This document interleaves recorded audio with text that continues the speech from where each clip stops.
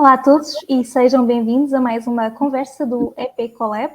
O EP Collab é um projeto da Agência Espanhola de Cooperação Internacional para o Desenvolvimento, da Embaixada de Espanha em Portugal e de Gerador, que pretende colocar em contacto artistas e entidades culturais espanholas e portuguesas. Hoje estamos aqui para uma conversa sobre o universo literário, a indústria editorial e o papel das redes sociais e da comunicação nestes âmbitos. Connosco temos hoje Ana Lopes, livreira desde 2017 e dona do canal de YouTube de Phoenix Flight, onde partilha a sua paixão por livros. Bem-vinda, Ana. Obrigada por me receberem, por me convidarem. Miguel Barreiro, autor de várias obras premiadas e contribuidor desde 2016 para a revista digital Zenda. Olá, bem-vindo. Olá, que tal? E Sabina Urraca, jornalista, autora premiada e formadora. Olá, bem-vinda. Olá, que tal? Muito obrigada a todos por terem aceitado o convite e a minha primeira pergunta vai exatamente para si, Sabina. O seu trabalho é marcado muito pela sua voz pessoal e ao longo da sua vida tem exercido profissões muito diversas, como vendedora de seguros, guionista, jornalista, criativa de televisão. Como é que essas experiências tão variadas foram contribuindo para que encontrasse a sua voz própria e o seu cunho no universo literário y até no espacio entre los autores portugueses y espanhóis? Pues sí, la verdad es que esta diversidad de experiencias, ¿no? que muchos tenemos porque, bueno, no queda otro remedio, ¿no? Cuando entras en el mercado laboral muchas veces, y depende en qué época te haya tocado entrar en el mercado laboral, has tenido que trabajar de muchas cosas. A mí, en principio, esto me parecía algo malo, ¿no? Había sido vendedora de seguros, relaciones públicas de un bar, yo trabajé de camarera en bodas durante muchos años, todos los fines de semana. Y obviamente en ese momento estás sufriendo un poco, aunque tienes la energía de la juventud, pero... Y al tiempo sí que cuando te sientas a escribir, ¿no? Sí que te das cuenta de que muchas de esas historias, ¿no? Sobre todo cuando era camarera de bodas, hay muchas historias que se han quedado ahí y que son historias que luego he reconvertido en pues, trozos, ¿no? de historias de ficción. Entonces, siempre agradezco todos esos trabajos que he tenido, todas esas experiencias que he tenido. O sea, me parece que sí que nutren totalmente después la voz literaria. Incluso cuando ya no las recuerdo, o sea, cuando creo que ya no están presentes en mi cabeza, empiezo a escribir y estoy escribiendo una ficción y de pronto se cuela un personaje y sé que ese personaje es un señor que vi una vez por la calle cuando intentaba convencer a la gente para que se tomasen un chupito en el bar en el que trabajaba, ¿no? Entonces... sí que siento que eso es importante. Obviamente también es maravilloso si desde que tienes, pues esos 18 años empiezas a escribir, te va muy bien y entonces ya no haces otra cosa más que escribir en la vida. Eso me parece maravilloso y una carrera envidiable. Pero bueno, a mí me tocó hacerlo así y está muy bien, ¿no? A mí me parece que está muy bien. También para, en los momentos en los que estoy escribiendo, agradecer la situación en la que me encuentro y decir qué bien que puedo dedicarme ahora a escribir, a dar clase de escritura, a editar otros libros, a escribir artículos y no estoy en una boda trabajando, agarrando una bandeja muy pesada, ¿no? Intentando, no sé, sortear a toda esa gente loca que te encuentras en las bodas. Entonces, sí, es como que hay un profundo agradecimiento por no estar trabajando en eso todavía. Miguel, gostaria de colocar uma questão na mesma linha. Desde o seu primeiro romance, em 2005, salvo erro, muitos outros seguiram. Como é que foi para si encontrar o seu lugar entre os autores portugueses, espanhóis e os demais? E que temas é que escolhe hoje para fundamentar a construção das suas obras? Pues fue un proceso muy casual y muy poco premeditado, ¿no? Yo siempre digo que no tengo ni proyecto ni una idea definida de hacia dónde voy. A mí me fascinan los escritores que planifican tetralogías y trilogías, porque yo soy incapaz de saber qué va a haber más allá de la página siguiente. Con el tiempo sí me he dado cuenta de que sí hay un hilo común a mis novelas, a mis libros, que estaba ya en la primera, aunque no lo advirtiera entonces, pero que sí ha venido presentándose de una manera o de otra, es la cuestión de la identidad. La identidad referida en todas sus posibilidades, ¿no? La identidad individual, la identidad colectiva, la identidad nacional, creo que de alguna manera son cuestiones que, aunque estén en segundo plano, es lo más común que tienen todos mis libros. Ana, trabalha como livreira e sei que a sua paixão por livros vem desde muito cedo, da altura que lhe contavam histórias, pelo que ouvi. Quando é que surgiu a vontade de passar essa paixão de uma esfera mais pessoal e íntima para a internet, e como é que tem sido o seu caminho desde então até encontrar a sua voz, à semelhança do que estava a perguntar aos outros participantes? Sim, realmente comecei a ler, a partir do momento em que nós começamos a juntar letras, a vontade foi sempre ler mais e mais, e eu costumei sempre falar com a minha mãe, tive sempre a sorte de ter uma mãe que também é leitora e de poder partilhar essa paixão com ela e poder trocar algumas ideias com ela, mas tinha alguns amigos com quem falava sobre livros e que achavam que eu devia começar um blog. Na altura os blogs já estavam, não digo extintos, porque não estão e continua a haver muita gente a escrever em blogs, mas eu queria tentar uma abordagem um bocadinho diferente e o YouTube pareceu-me ser a melhor plataforma para isso. Eu sou uma pessoa que tem alguma facilidade em comunicar, apesar de não gostar de falar para muita gente, e achei que se calhar falar com a câmara ia ser o suficiente para passar então essa paixão pelos livros. Surgiu então a ideia de eu começar o canal, houve pessoas que me ajudaram a começar a parte da edição de vídeo, por aí fora, e o canal tem vindo a crescer, há muitos canais, surgem todos os dias, portanto é uma comunidade que está sempre em crescimento. Também há outras plataformas, por exemplo o Instagram, o TikTok, também está a ganhar muitas pessoas a falar sobre livros. E a verdade é que o canal trouxe muita gente à minha vida, muitas pessoas que também gostam de ler, trouxe muitas oportunidades, como por exemplo ir a escolas, falar sobre livros e sobre leitura, também tentar puxar um bocadinho a camada mais jovem que está habituada a ler mais os livros que são obrigatórios na escola, tentar que eles percebam que há muitas coisas para além daquilo que é trabalhado na escola e que tentem encontrar o percurso deles como leitores. Portanto, até agora é uma coisa que nos está a abrir muitas portas e que acho que ainda tem muitas por abrir. E muitas janelas também. Disse que esse conteúdo de livros está espalhado por várias plataformas, o Instagram, o TikTok, o YouTube. Qual é que acha que é o papel da importância e a importância das redes sociais hoje em dia na divulgação de livros e na indústria editorial? E acha que pode finalmente ser feito o incentivo à leitura que tem faltado, por exemplo, em Portugal, através dessas plataformas? É assim, eu acho que o que vai surgindo é qualquer plataforma que exista onde se partilhe coisas, seja por escrito, seja em vídeo, seja só voz, também há muitos podcasts, acho que qualquer plataforma que exista vai haver sempre leitores que vão arranjar uma maneira de partilhar a paixão sobre livros nessas plataformas.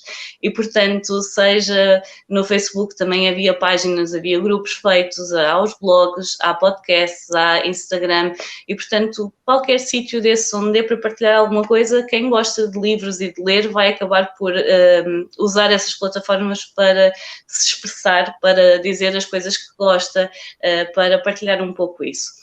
Acho que está a ser uma importância muito grande porque a tendência é de surgirem sempre novas redes.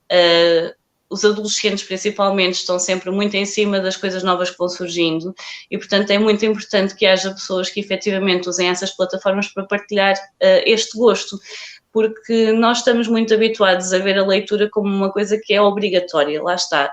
Quando somos crianças, leem para nós, é um prazer, é uma coisa que nós temos quase como garantido, alguém nos lê histórias, e depois, quando começamos a ler sozinhos, assume-se que somos nós que vamos ter esse papel para nós, somos nós que vamos já procurar e ler, e durante algum tempo, quando somos pequenos, até pode ser essa a verdade, mas chega uma altura em que os interesses são outros e acaba por se perder um bocadinho. E, portanto, as redes sociais acabam por mostrar que, se calhar, dentro do nosso grupo de amigos, ou pelo menos dentro da nossa faixa etária, há pessoas que têm esta paixão, que gostam de ler, que gostam de partilhar sobre os livros.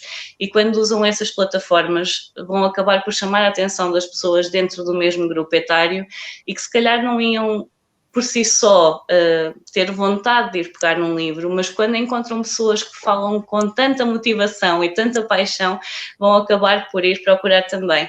E acho que é uma coisa que está mesmo a funcionar muito bem, vê-se cada vez mais jovens a ler, vê-se que estão a procurar cada vez mais géneros literários, sem ser só fantasia ou só ficção literária, e portanto está mesmo a trazer muito mais pessoas para a leitura.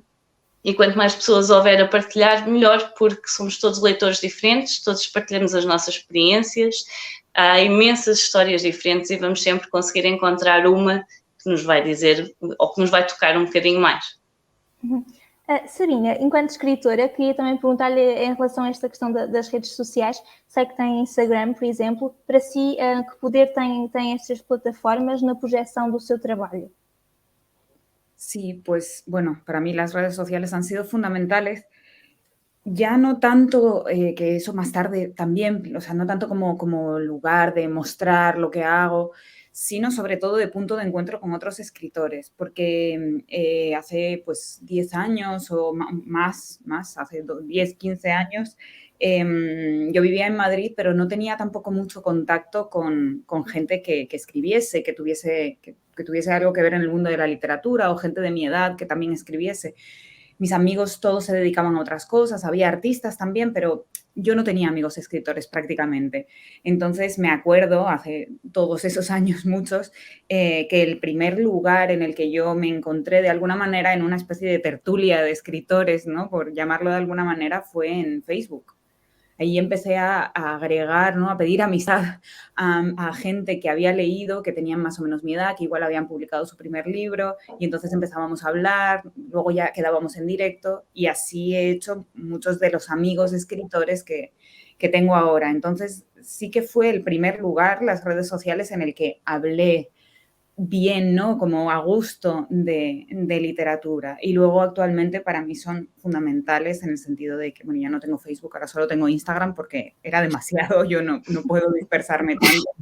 Pero sí que me doy cuenta de que hay un compartir constante, ¿no?, de las cosas que leemos, pues ahora también pues soy amiga de muchos editores, entonces pues ves las cosas que van sacando y hay como un diálogo constante que a mí me da como mucho placer y una sensación de estar siempre un poco en casa, ¿no? Siempre estar un poco en familia y de ir sabiendo qué va sacando. Ahora, sobre todo que estoy en Estados Unidos, para mí es fundamental sentir esa unión con España, ir sabiendo qué novedades editoriales van saliendo, quién está leyendo qué, ¿no? Ver que alguien lee algo y decidir yo leerlo también y comentarlo con esa persona.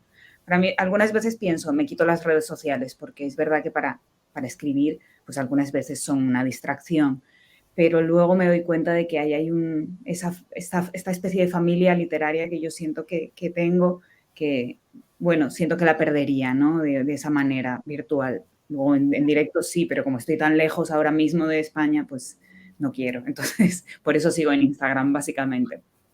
E é importante para si, até para projetar a sua voz além das fronteiras geográficas, para chegar a más países, a novas nacionalidades, a novos grupos de leitores?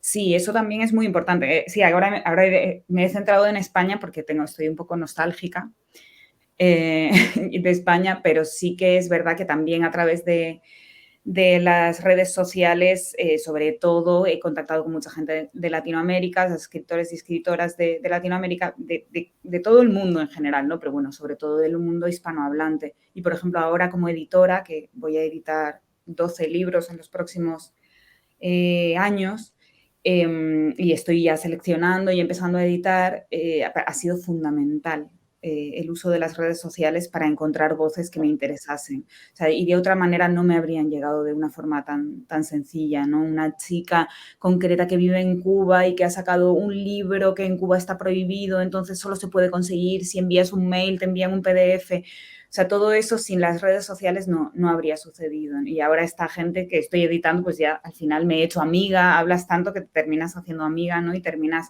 compartiendo más allá del trabajo en el libro, ¿no?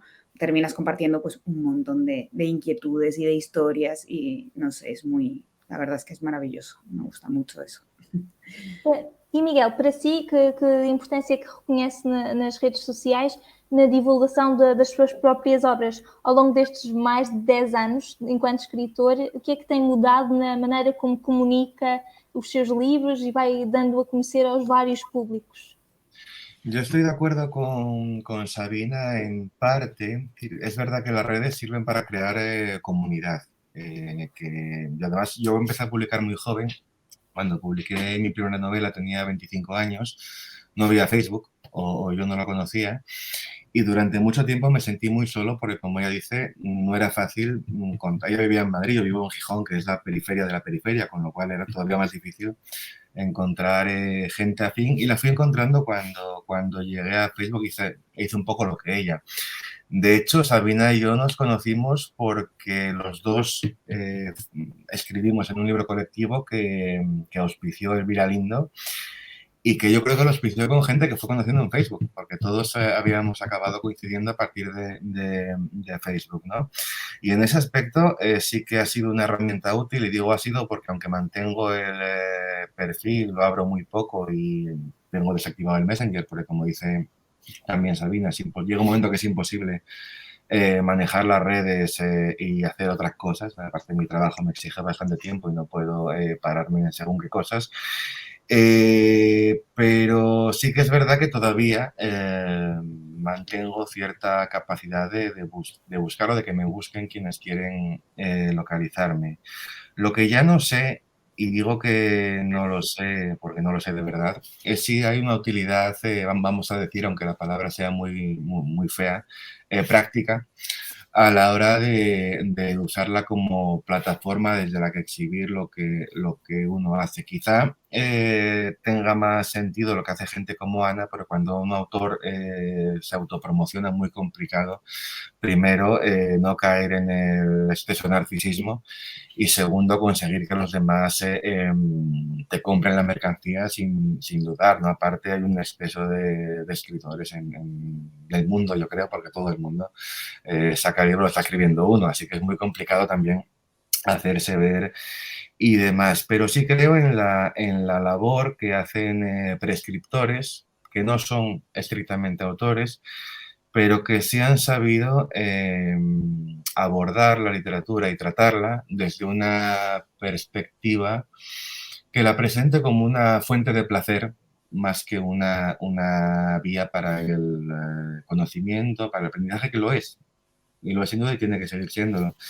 Pero yo creo que el gran problema de la literatura es que, a diferencia de otros lenguajes como el cine o la música, que son mucho más directos porque no tienen apenas intermediación, exige un trabajo por parte del receptor que hay que abordar desde el convencimiento de que lo que haces vale la pena, ¿no? Y creo que lo importante es esa gente que desde fuera de la creación literaria sabe transmitir que los libros no es que todavía tengan algo que contar, es que lo van a tener siempre, ¿no? Puxando agora a conversa bocadinho para esta relação entre Portugal e Espanha, Miguel, sei que Portugal tem presença no seu trabalho, por exemplo, em 2017 lançou um livro em que fala de Fernando Pessoa, por exemplo. Como é que descreveria a sua relação com Portugal e a cultura portuguesa, e como é que surgiram esses laços com Portugal? Pues mi relación con Portugal como lector es insuficiente porque realmente no ha habido mucha comunicación entre ambas literaturas, ¿no? De hecho, hay una editorial en España que se llama La Umbría y la Solana, que lleva unos años publicando autores portugueses aquí, y eran autores prácticamente desconocidos hasta que ella cogió asumió ese papel. Mi conocimiento era tan exiguo y tan básico como el de cualquiera, ¿no? Se limitaba a Saramago, Lobo Antunes, Miguel Torga, que creo que es uno de los grandes nombres de la literatura portuguesa, y ya en poesía Pessoa. Y justamente mi última novela surgió cuando, en un viaje a Portugal, me encontré en la librería Leio de Oporto un ejemplar en español del que fue el único libro que Pessoa publicó en vida, que era Mensaje, ¿no? Y leyendo en ese mismo viaje en Lisboa el estudio introductorio, que creo que era de Jesús Munárriz, sobre ese libro, sobre la figura de Pessoa, me encontré con el mito del sebastianismo justo en el día en que venía de visitar la Torre de Belén con el famoso rinoceronte de Durero esculpido en uno de sus canecillos, ¿no? Entonces se me ocurrió que el rinoceronte del rey Manuel y Pessoa podían vincularse de alguna manera, y me dediqué a jugar a ver cómo podía entremezclarlos, ¿no? Porque creo que el rinoceronte en sí mismo entraña una metáfora de la propia historia portuguesa, y Pessoa a su modo también ejemplifica una alegoría del propio país en el que él escribe y sobre el que escribe, aunque parezca que no lo hace. Uhum. E tem desejo de ver algum dos seus livros traduzidos para português, eventualmente? No, pero este lo estará pronto. Si no hay contraorden, la idea es que la novela, que se titula en español El rinoceronte y el poeta, no sé cómo sería en portugués, eso lo sabréis mejor vosotras, saldrá en junio en Portugal, publicado por Tinta da China. Así que lo podréis leer pronto. Sabina escreveu As Meninas Prodígio, isso para dizer que o seu romance está traduzido para português. Como é que surgiu a oportunidade de fazer essa tradução e como é que foi o proceso de passar de espanhol para portugués?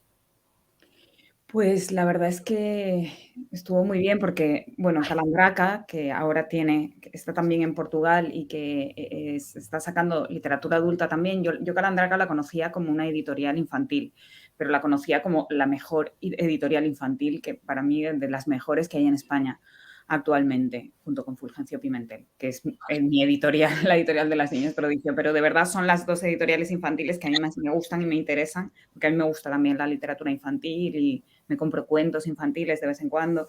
Y de pronto Calandraca me contó que me contaron que iban a iniciar una colección de narrativa adulta en portugués. Y entonces, bueno, pues uno de los primeros libros que querían sacar era Las Niñas Prodigio, As Meninas Prodigio. Y entonces, pues nada, yo estuve encantada. Me pusieron en contacto inmediatamente con Elizabeth Ramos, que fue la traductora, y tuvimos así muy buena relación, y además ella me escribía cada poco. Y no sé, finalmente creo que ya nos fuimos como haciendo amigas. Ella me contaba desde dónde estaba traduciendo, yo le contaba en ese momento dónde estaba, ¿no? Y no sé, fue muy bonito, la verdad. A mí me gusta mucho. El trabajo de traducción a mí me gusta mucho, me gustaría, es un sueño así como que nunca se cumplirá, pero es un sueño, ¿no? El de ser traductora, me gustaría. Y entonces disfruto mucho siempre trabajando con mis traductores. Entonces, pues fue muy placentero. Y luego, además, ir a Portugal a presentar el libro fue maravilloso. También, bueno, para mí fue muy importante también porque, bueno, estuvimos un mes en Portugal, presenté en Lisboa y en Oporto, pero aprovechamos mi marido y yo con nuestra perra y nos fuimos un mes a Portugal. Y hubo ahí como una inmersión muy grande, y tuve además la suerte de conocer, no en persona, pero sí de leer a Dilia López, que para mí se ha convertido como en una poeta de referencia, sobre todo este año que en Iowa he empezado a escribir poesía por primera vez. Siempre la tengo muy en mente y siempre tengo sus libros aquí. O sea, es la primera vez que yo leía en portugués. Empecé a leer a Dilia. Incluso, bueno, fuimos hasta su casa intentando conocerla y ella estaba dentro, pero no nos abrió la puerta. Ya sabíamos que eso iba a pasar, ¿no? Porque nos habían dicho, bueno, que era una persona muy particular y que no. Pero compramos unos pastéis de Belém y fuimos hasta casa de Adilia López y estuvimos, ¡Adilia!, llamando desde abajo. Bueno, eso es casi como lo que recuerdo como el gran momento, ¿no? de nuestra inmersión portuguesa. Fue maravilloso, la verdad. E como é que foi ver as suas palavras em português? Foi um choque para si? Como é que se sentiu? Bueno, a mí me encanta siempre que veo, o sea, he visto, mi libro está medio traducido al inglés, al italiano también y al portugués ya por completo y publicado, ¿no? Pues siempre que veo mi libro traducido a otro idioma, me parece que es mejor. Me parece que el trabajo del traductor no solo traduce lo que yo he intentado contar, sino que lo mejora en el sentido de que algunas veces lo sintetiza o lo reordena de una forma en una forma que finalmente hace que resulte más efectivo. No sé, igual es como una ilusión mía, sí, pero sí que siento que el libro mejora siempre con la traducción, como si el traductor le diese el último toque, ¿no? O sea, esa inteligencia del traductor como que me parece fundamental. Entonces lo disfruto muchísimo, incluso al principio, pues con la traductora intentaba leerlo yo en portugués, ¿no? Pronunciando bien y me hacía muchísima ilusión. Y ahí aprendí un poquitito de portugués, muy poco, pero siento que ya lo entiendo un poco mejor, o sea, fue importante para mí el ver mis palabras em português. Ana, enquanto livreira e da sua experiência, que relação é que têm os leitores portugueses com os escritores espanhóis e vice-versa? Não sei se costuma encontrar clientes espanhóis à procura de leituras portuguesas e clientes portugueses à procura de leituras espanholas. Eu sou livreira, mas trabalho maioritariamente com livros infantis, portanto a Calandraca é efetivamente uma editora que nós temos como uma das maiores a nível de referência de literatura infantil. Os livros são muito bons, tenho que concordar com a Sabina. Portanto, não é muito comum irem à procura de livros em espanhol para crianças, apesar de haver espanhol em algumas das nossas escolas, portanto, a partir do segundo e terceiro ciclo, aliás, mais terceiro ciclo, penso que já haverá espanhol, mas não é muito comum. Mas é sempre muito bom quando vemos nomes traduzidos para português e reconhecemos que vêm do nosso vizinho. E, portanto, é muito, muito interessante ver também como nós estamos tão próximos e as nossas culturas também acabam por ser um pouco diferentes e como isso se traduz depois a nível literário. E enquanto não tenho tanto a percepção a nível de literatura de adulto, a nível de literatura infantil é muito, muito curioso ver, no fundo, a procura por esses títulos. E é muito bom poder ter livros traduzidos de espanhol para português, portanto, lá está, a língua é próxima, mas temos algumas diferenças, portanto, essa tradução é necessária, mas é muito bom ter também essa possibilidade de trazer livros e de fazer essa passagem de livros de português para espanhol e de espanhol para português. Quando diz que há algumas diferenças até culturais e que se notam nas obras, consegue detalhar o que é que há de diferente entre esses dois universos? Não necessariamente, porque às vezes são coisas que são muito subtis, não é nada de muito grande, até porque lá está, nós somos todos ibéricos, portanto, tecnicamente, temos algumas coisas como base que acabam por ser muito semelhantes, mas é a nível de traços e, por exemplo, Espanha tem uma componente muito grande, por exemplo, a nível de banda desenhada, que nós em Portugal não temos tão presente, mas que acaba por fazer diferença, por exemplo, a nível da ilustração. E, portanto, a nível de ilustração pode haver algum traço mais característico e que não é tão visível, se calhar, dentro dos nossos ilustradores. Portanto, é mais a nível, se calhar, de ilustração do que necessariamente de história, da componente mais de história do que está a ser trabalhado. Uhum. Mas, pelo que percebo, então vem complementar um bocadinho uma falha que existe no mercado português. Sim, sem dúvida. E é sempre muito bom quando nós temos várias vozes a serem traduzidas, porque também nos dá acesso, lá está, a um leque muito maior de possibilidades e vemos as coisas de outra perspectiva. E, portanto, quando nos focamos só nas coisas que são feitas dentro do nosso país, acabamos por ficar, se calhar, um pouco limitados, enquanto quanto mais tivermos do que está à nossa volta, mais coisas vamos conhecendo, maiores são os nossos horizontes, mais ricos culturalmente nós ficamos, portanto também é sempre muito bom ter a possibilidade de ter novos autores cá. Uhum. Queria continuar consigo e perguntar-lhe da sua visão enquanto livreira, mas também enquanto youtuber, quais são para si os principais desafios que se colocam hoje ao universo editorial e ao universo dos livros e como é que acha que podemos ultrapassá-los? Neste momento acho que a nível editorial há sempre muitas coisas a sair todos os dias. Portanto, há um leque de novidades e uma vez que nós agora também com a questão toda da pandemia, o mundo editorial acabou por ficar um bocadinho, não digo em pausa, mas acabaram por não ser publicados tantos livros como estavam a ser até agora, portanto houve uma redução na velocidade em que estavam a ser publicados e sinto que neste momento estão a sair muitas coisas, todos os dias saem livros novos, mas em muita quantidade. E, portanto, neste momento acho que provavelmente o maior desafio é ter tempo para se ler tudo aquilo que se quer ler. Portanto, tentar escolher dentro de todas as possibilidades que nos estão a ser oferecidas, não é? Dentro de toda a oferta que há, conseguir escolher aquilo que se quer ler.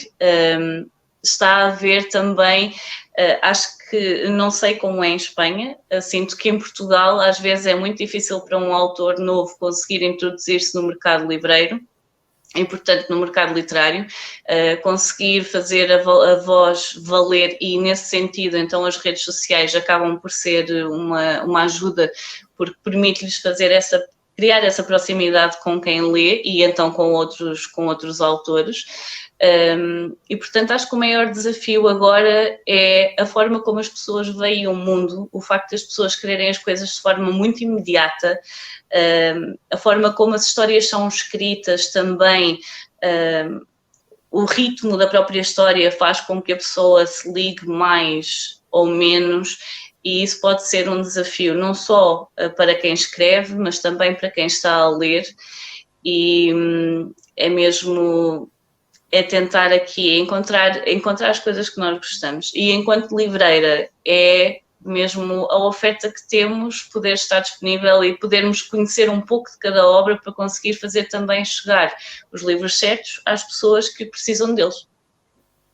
Miguel, queria perguntar-lhe a sua visão do mercado espanhol. Que dificuldades é que tem encontrado enquanto escritor em Espanha? Sente esta questão que a Ana estava a dizer da abundância? Yo creo que la situación que describe Ana es muy parecida a la de España. Yo creo que estamos en un momento de sobreexcitación del mercado terrible. Y hace años, antes de la pandemia, una librera amiga mía me contaba que recibía al día 80 títulos diferentes. Es verdad que no hablaba solo de literatura, de lo que llamamos literatura, sino que abarcaba todo, pero bueno, 80 títulos al día son muchísimos títulos como para poder gestionarlos de manera correcta, no digamos ya para leerlos, ¿no?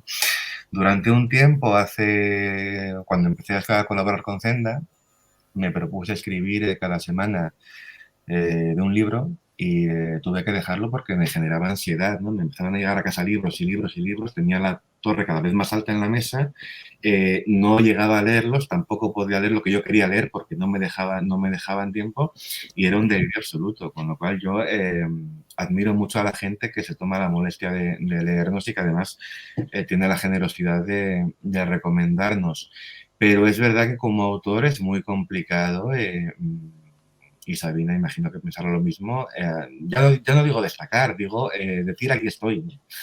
Porque la presencia se esfuma enseguida, los suplementos culturales dan para lo que dan en cuanto a espacio, tampoco pueden hacerse eco de todo y al final se genera una especie de espiral diabólica en la que todos acabamos encerrados como hámsters corriendo en la rueda sin saber muy bien hacia dónde vamos, ¿no? En el plano puramente, digamos, comercial.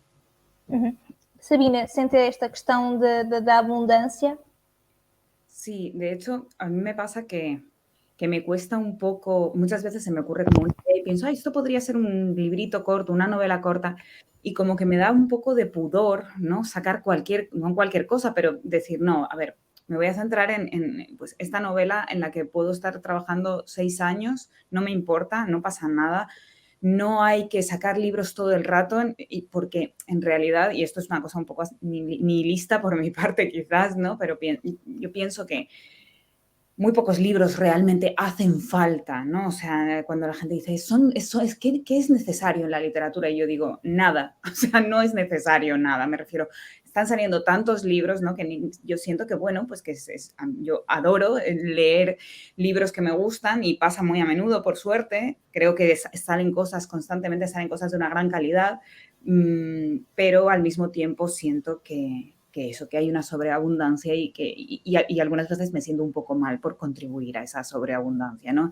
Y pienso, hay que ser cuidadoso, hay que seleccionar, no hay que publicar por publicar, hay que ir tranquilamente. Entonces, sí es, o sea, y sí que a mí me genera también esta angustia. Bueno, yo no escribo reseñas en ningún medio, pero sí que en Instagram, por pura pasión, porque me emociono, ¿no? De pronto con algo que leo, empecé a poner como, pues eso, pequeños fragmentos de libros que me estaba leyendo, hablaba de algún libro, sin tomármelo en absoluto como algo profesional, sino, bueno, de vez en cuando en el Instagram, pues, publicaba algo sobre lo que estaba leyendo, una frase. Entonces, es verdad que sí que de vez en cuando había una oleada de mucha gente que me preguntaba sobre ese libro, se lo compraban, la editorial se daba cuenta y entonces, bueno, se empezó a generar este problema que es que te mandan libros de muchas editoriales y que hay un momento en el que se genera algo muy peligroso, que es que, claro, al regalártelos, se supone que tú tienes que hablar de todos ellos. Y además tienes que hablar bien. Entonces, primero, yo no me puedo leer todo eso. Segundo, no todo eso me va a gustar. Tercero, me niego a hablar bien de un libro que no me ha gustado. Así sea de un amigo queridísimo, no lo voy a hacer. Y algunas veces no te da tiempo. Entonces te enloqueces. O sea, entras en esta rueda de hámster en la que encima quieres contentar a la gente, ¿no? Porque, claro, tienes contacto con muchos escritores, editores y no quieres quedar mal ante nadie, pero finalmente te tienes que rendir y decir, me da igual, quedo mal, no pasa nada. Pero no podemos seguir ese ritmo inhumano, ¿no? de consumo de literatura empujados por, pues eso, una persona que te manda un libro, otra persona y personas que te escriben, por cierto, ¿lo recibiste? Sí, lo recibí. Oye, ¿qué tal? Al mes, ¿qué tal? ¿Te gustó mi libro? De verdad, es una esquizofrenia. Yo no puedo. Yo hay veces que digo, lo siento muchísimo, estoy muy ocupada, me tengo que ocupar de mi vida, mis seres queridos cercanos, no sé, mantenerme limpia, sana, comer bien, no sé, como cosas más básicas que digo, no puedes estar todo el rato, ¿no? Atendiendo a esta rueda de sucesos, ¿no? Y de novedades. Y además hay un peligro en esto, que yo en los últimos 3 años, por ejemplo, me di cuenta de que solo estaba leyendo novedades. Y yo creo que eso para un escritor, y creo que Miguel coincidirá conmigo, es peligrosísimo. Porque empiezas a tener una idea distorsionada de lo que es la literatura, ¿no? Empiezas a tener esta especie de sed de novedad, en tu propia escritura piensas, ¿qué es lo nuevo que estoy contando, no? Y en realidad yo creo que no se trata de eso. Y, por ejemplo, aquí en Iowa, al tener pues, que asistir a seminarios, tener clases y tener que leer un programa de libros que no eran novedades, de repente leer literatura colonial, ¿no? ¡Pum!, te explota la cabeza y dices, qué bien, esto está aquí, ¿no? Qué maravilla poder volver a leer cosas que no son novedades, ¿no? Despreocuparme de las novedades y darme cuenta de los tesoros que hay en otros lugares. Entonces ahí yo como que en ese sentido he descansado un poco. Y ahora vuelvo a España y me encuentro con mis torres de libros que han ido llegando a mi casa en Madrid mientras yo estaba aquí, pero bueno. Miguel, quería acrescentar alguma coisa, certo? No, es decir, yo estoy de acuerdo con Sabina, muy de acuerdo, de hecho, en ese rollo nihilista de decir tampoco pasa nada por no escribir y tampoco pasa nada realmente porque no escribamos, ¿no? Yo creo que la clave de todo es darnos cuenta de que no vamos, o por lo menos sospechar que no vamos a escribir la gran obra maestra de nuestra época, con lo cual el mundo puede vivir perfectamente sin nuestros libros. Creo que es la manera correcta de enfocarlo, porque creo que es la única manera de llevar la escritura al puerto que uno quiere llevarla, que es el único al que vale la pena, ¿no? No vale la pena escribir según lo que te condicione el mercado, el público, lo que sea, sino que uno tiene que escribir lo que realmente quiere o necesita o puede escribir. Sí. Miguel, queria fazer-lhe outra pergunta, porque há pouco falávamos da tradução. Qual é que é para si a importância de ver a sua voz literária chegar a outros países, como Portugal, e cruzar barreiras geográficas? O que é que sente quando vê realmente chegar-se a outras zonas geográficas do mundo? Pues para mí es bastante importante oxigenar. De hecho, yo que nunca recuerdo lo que sueño, cuando nos confinaron lo recordaba y siempre soñaba que salía de casa y que viajaba, ¿no? Porque además muchos libros míos han surgido de viajes. La novela que publicaré en Portugal en junio surgió de un viaje a Portugal. La novela que voy a publicar en España dentro de poco surgió de un viaje a Buenos Aires y a Montevideo, ¿no? Y viene de una pequeña inmersión en ciertas raíces de lo que fue la conformación de Argentina en los primeros años del siglo XX y su relación con una Europa que parecía derrumbarse con las guerras mundiales, ¿no? Así que los viajes son siempre, igual que un buen viaje tiene que ser fuente de conocimiento, ¿no? Un buen viaje tiene que abrirte los ojos de la realidad que ves todos los días. Yo defiendo ese concepto de viajar frente a hacer turismo, ¿no? Hacer turismo es otra cosa y viajar es distinto. A mi entender, tiene una implicación diferente. Y yo creo que sí, Cervantes decía que el que lee mucho y anda mucho, ve mucho y sabe mucho. Y yo creo que es una máxima que no ha perdido ninguna vigencia. Ana, também queria perguntar-lhe sobre esta questão das relações Portugal-Espanha no seu próprio trabalho. Queria perguntar-lhe que nacionalidades é que são predominantes hoje entre o seu público do canal do YouTube, se Espanha, enquanto país vizinho, se tem peso ou não e que recepção é que tem tido nessa geografia? Por acaso não. Poderá ser, eu penso que a língua em si não é uma barreira, mas a verdade é que todos os países acabam por ter sempre pessoas a falar na sua própria língua. A minha opção é mesmo ter o canal em português. Há muita gente que opta por ter os canais em inglês porque acaba por chegar a mais pessoas. Mesmo lendo na própria língua, depois acabam por falar sobre os livros em inglês. Penso que o peso no meu canal a nível de visualizações em Espanha não será muito grande. Maioritariamente é mesmo Portugal, algumas pessoas no Brasil e depois, pontualmente, algumas pessoas que poderão estar noutros países, e nós sabemos que os portugueses andam por todo lado e, portanto, acaba sempre por aparecer algumas pessoas mais espalhadas pelo mundo.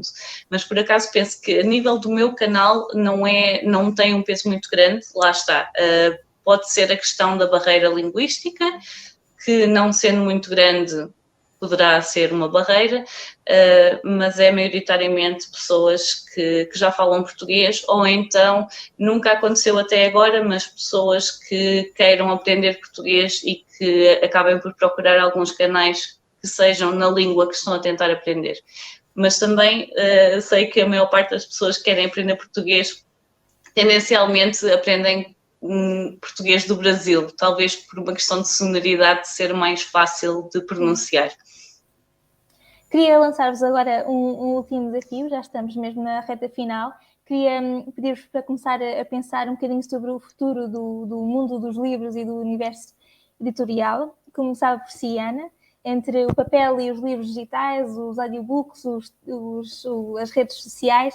Como é que vê o futuro deste universo dos livros? Eu vejo sempre a expansão. Os livros não vão desaparecer, seja em formato físico, seja no formato de e-book, seja audiobook, porque a verdade é que cada um desses formatos de partilha, de histórias e de conhecimento, acaba sempre por ter um público-alvo muito específico.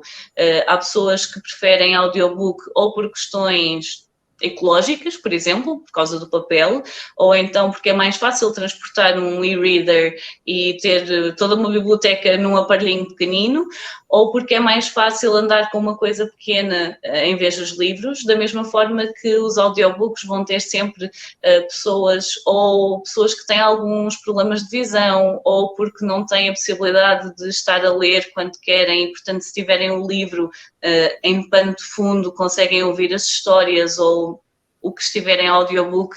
Portanto, são tudo plataformas, são tudo formatos de livro que vão acabar sempre por ter peso. O livro físico em si não creio que vá desaparecer, porque as pessoas também gostam de ler um livro físico, é uma experiência em si, portanto, o virar as páginas, o cheiro, o toque do papel, é uma coisa que dá muito prazer a quem gosta de ler e, portanto, nesse sentido, acho que vamos ter cada vez mais opção também noutros formatos. Portanto, se até aqui o mercado tradicional é o livro ser lançado em formato físico, é estar cada vez mais disponíveis em formato e-book e cada vez mais audiobooks, porque lá está, há muita gente que pelos mais variados motivos, não podem ler mesmo, portanto, seja em físico, seja em e-book, e, portanto, o audiobook acaba por lhes abrir aqui um leque muito grande de possibilidades. E, portanto, a tendência é, efetivamente, começar a haver mais audiobooks para também mais pessoas poderem ter acesso a mais histórias, mais informação, mais conteúdo.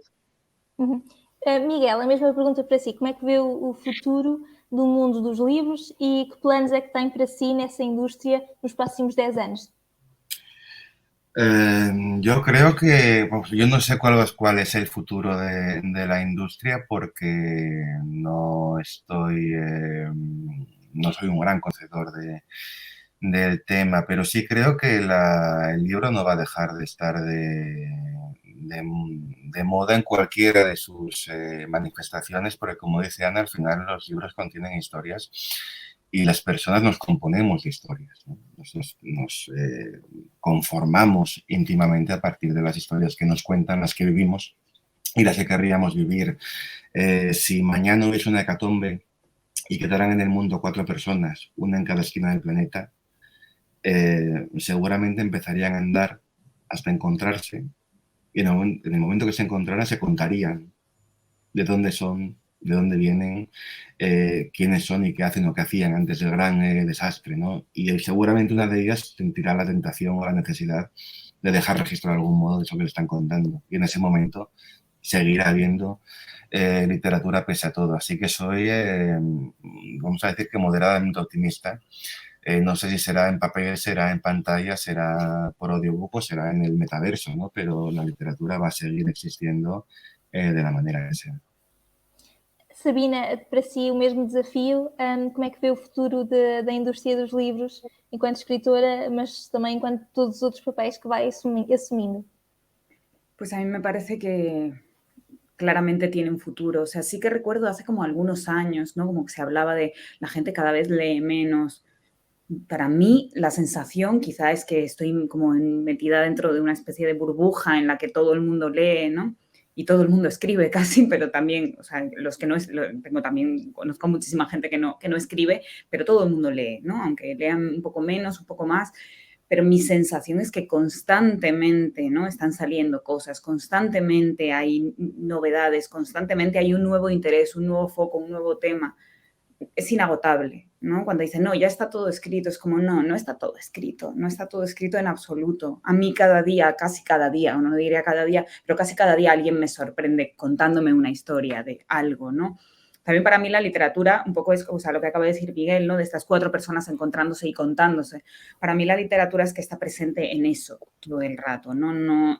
Ya no me hace falta algunas veces tanto que esté plasmada, ¿no? Llevarlo al papel ya es otra cosa, ¿no? Pero para mí la literatura está constantemente sucediendo en momentos que veo, en conversaciones que escucho y en historias que me cuentan y que la gente cada vez siento que cuenta mejor las historias además, ¿no? A raíz, obviamente, no solo de haber leído, sino del consumo de internet que hacemos y de la cantidad de historias que se nos cuentan de otras maneras, ¿no? Que no son por escrito en redes sociales, en TikToks, o sea, de pronto creo que simplemente la literatura es como una especie de monstruo que va mutando, ¿no? Y va teniendo nuevos brazos, nuevas piernas y cada vez será más raro, ¿no? Y cada vez estará más deformado en el buen sentido y cada vez será un monstruo más curioso, pero ahí estará. O sea, yo estoy segura de que así será.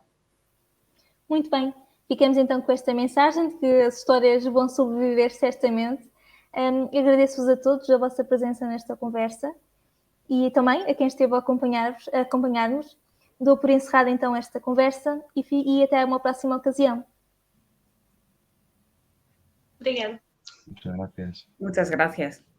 Ha sido un placer escucharos. Tenéis un escritor maravilloso que fuera Virgilio Ferreira, que decía una frase muy bonita que es: desde mi lengua se ve el mar, ¿no? Y creo que el portugués es una lengua desde la que efectivamente se puede, escuchándola sobre todo, intuir ese horizonte ahí al fondo. Así que ha sido un placer muy grande, de verdad. Obrigada. Muchas gracias.